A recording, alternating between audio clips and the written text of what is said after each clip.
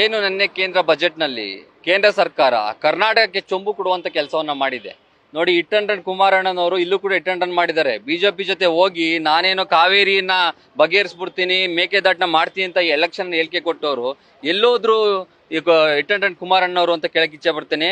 17 ಜನ ಎಂಪಿಗಳು ಕರ್ನಾಟಕದಿಂದ ಇದ್ದಾರೆ, ಆದ್ರೆ ಒಂದು ಕೂಡ ಯಾವುದೇ ಯೋಜನೆಗಳಾಗಿಲ್ಲ. ಭದ್ರಾ ಮೇಲ್ದಂಡೆಗೆ ಲಾಸ್ಟ್ ಟೈಮ್ ಅನುದಾನ ಕೊಡ್ತೀವಿ ಅಂತ ಅಂದ್ರು, ಇದೇ ಬಜೆಟ್ ಅಲ್ಲಿ ಇನ್ನು ಏನು ಕೂಡ ಸ್ಟಾರ್ಟ್ ಆಗಿಲ್ಲ, ಅನುದಾನ ಕೊಟ್ಟಿಲ್ಲ.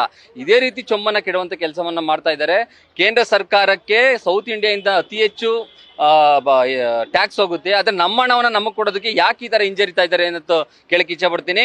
ಈ ಒಂದು ಬಿಜೆಪಿಯ ಮಿನಿಸ್ಟರ್ಗಳು ಯಾರಿದ್ದಾರೆ ಅವರೆಲ್ಲರೂ ಕೂಡ ಕೇಂದ್ರ ಸರ್ಕಾರದ ಬೂನಾದಿಯಲ್ಲಿ ಇದ್ದಾರೆ ಹೊರತು ಕನ್ನಡದ ಪರವಾಗಿಲ್ಲ. ಕನ್ನಡಕ್ಕೋಸ್ಕರ ಹೋರಾಟ ಮಾಡೋದಕ್ಕೆ ಅವ್ರು ರೆಡಿ ಇಲ್ಲ.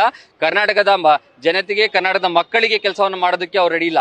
ನಾವು ಬೆಂಗಳೂರನ್ನ ಉಪನಗರ ರೈಲು ಕೊಡ್ತೀವಿ ಅಂತಂದ್ರು, ರೈಲು ಬರಲಿಲ್ಲ, ಬಜೆಟ್ ಬರಲಿಲ್ಲ, ಅನುದಾನ ಬಂದಿಲ್ಲ.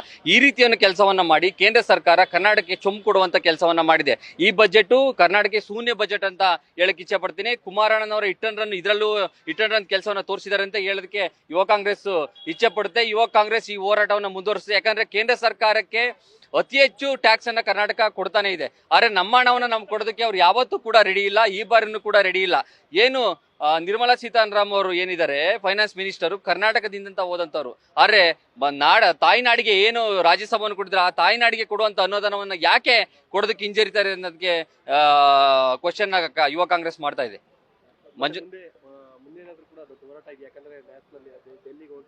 ನೋಡಿ, ರಾಜ್ಯ ಮಟ್ಟದಲ್ಲಿ, ಜಿಲ್ಲಾ ಮಟ್ಟದಲ್ಲಿ, ತಾಲೂಕು ಮಟ್ಟದಲ್ಲಿ ಈ ಒಂದು ಏನ್ ಚೊಂಬುವನ್ನ ಕೊಟ್ಟಿದೆ ಕೇಂದ್ರ ಸರ್ಕಾರದ ವಿರುದ್ಧ ಪ್ರೊಟೆಕ್ಷನ್ ಮಾಡಬೇಕು ಅಂತ ರಾಜ್ಯ ಕೆಪಿಸಿಸಿ ಅಧ್ಯಕ್ಷರಾದಂತ ಡಿ ಕೆ ಶಿವಕುಮಾರ್ ಸಾಹೇಬ್ರು ಆಲ್ರೆಡಿ ಹೇಳಿಕೆಯನ್ನು ಕೊಟ್ಟಿದ್ದಾರೆ. ಮಾಡಬೇಕು ಅಂತ ಒಂದು ನಿಲುವು ಕೂಡ ಎಲ್ಲಾ ರಾಜ್ಯದ ತಾಲೂಕು ಮತ್ತು ಜಿಲ್ಲಾ ಮಟ್ಟದಲ್ಲಿ ನಾಳೆ ಆಗ್ತಾ ಇದೆ. ಇವತ್ತು ಯುವ ಕಾಂಗ್ರೆಸ್ಗೆ ಒಂದು ಪ್ರೊಟೆಸ್ಟ್ ಮಾಡೋದಕ್ಕೆ ಒಂದು ಆದೇಶವನ್ನು ಕೊಟ್ಟಿದ್ರು, ಅದನ್ನ ನಾವು ಮಾಡ್ತಾ ಇದ್ದೀವಿ. ಈ ಕೇಂದ್ರ ಸರ್ಕಾರ ನಿಲುವಿನಿಂದ ರಾಜ್ಯಕ್ಕೆ ಒಳಿತಂತೂ ಆಗ್ತಿಲ್ಲ, ಕೆಡುಕೆ ಆಗ್ತಾ ಇದೆ.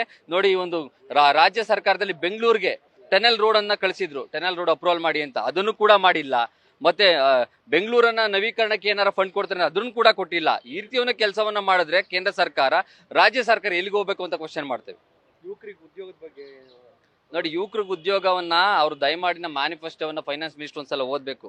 ನಮ್ಮ ಮ್ಯಾನಿಫೆಸ್ಟೋ ಅಲ್ಲಿ ಏನು ಇಂಡಿಯಾ ಮ್ಯಾನಿಫೆಸ್ಟೋ ಇತ್ತು ನೀಟಾಗಿ ತೋರಿಸಿದ್ದಾರೆ, ಯಾವ ಯುವಕರಿಗೆ ಏನು ಉದ್ಯೋಗ ಬೇಕು, ಯಾವ ಸವಲತ್ತುಗಳನ್ನ ಮಾಡ್ಕೊಡ್ಬೇಕು ಅಂತ. ಅದನ್ನು ಓದಾದ್ರೂ ಕೂಡ ಈ ಫೈನಾನ್ಸ್ ಮಿನಿಸ್ಟರ್ ಉದ್ಯೋಗವನ್ನ ಕೊಡುವಂತ ಕೆಲಸವನ್ನ ಮಾಡಬೇಕು. ಕಾಂಗ್ರೆಸ್ ಪಕ್ಷ ಉದ್ಯೋಗಕ್ಕಾಗಿ ಮತ್ತೆ ಜನತೆಗಾಗಿ ನಾಡಿನ ಮಕ್ಕಳಾಗಿ ಹೋರಾಟ ಮಾಡೇ ಮಾಡುತ್ತೆ. ಕೇಂದ್ರ ಸರ್ಕಾರದ ವಿರುದ್ಧ ಕೇಂದ್ರದಲ್ಲೂ ಕೂಡ ಅವಕಾಶ ಸಿಕ್ಕಿದ್ರೆ ಅಲ್ಲೂ ಹೋಗಿ ಹೋರಾಟವನ್ನು ಮಾಡೋದ ಕೆಲಸವನ್ನ ಮಾಡ್ತೇವೆ. ಧನ್ಯವಾದಗಳು. ನ್ಯೂಸ್ ಫಸ್ಟ್, ನಿರ್ಭೀತಿಯಿಂದ ನಿಮ್ಮ ಪರವಾಗಿ.